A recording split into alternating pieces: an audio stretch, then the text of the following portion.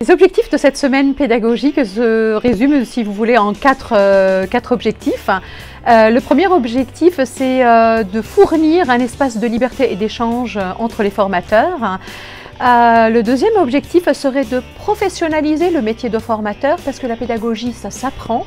En principe, quand on fait des études, ça se concentre sur l'expertise et la pédagogie est un tout petit peu mise à l'écart. Donc cette semaine également permet de revenir sur des sujets, des fondamentaux, comme par exemple l'ingénierie pédagogique, l'évaluation, la modularisation, l'approche par compétences, qui constitue un chantier au sein du groupe IGS. Et le quatrième objectif, c'est de sensibiliser les formateurs à des sujets qui sont de pédagogie innovante, comme la CUA, la conception universelle de l'apprentissage.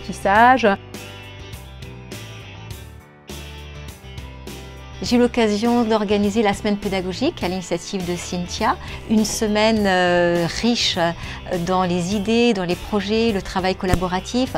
J'ai co-animé un atelier sur les Serious Games avec Cynthia qui nous a permis d'approfondir toute la partie scénarisation.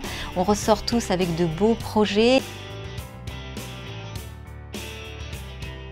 En quelques mots, le mot-clé, c'est quand même l'innovation pédagogique, qui est quand même au cœur des préoccupations de l'IGS, et ça se sent énormément au niveau de cette semaine pédagogique.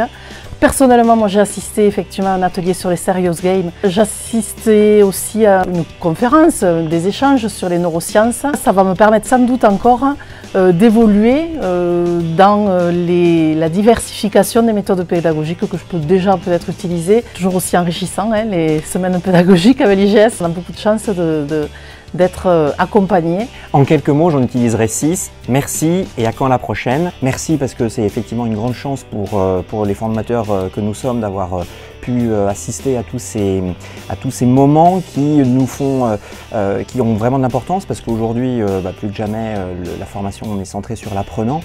L'apprenant il a changé, peut-être que les savoirs n'ont pas changé, mais ou évolué, mais à une vitesse moins grande que ce qu'ils doivent être aujourd'hui, les savoir-être, les savoir-faire, les savoir-agir.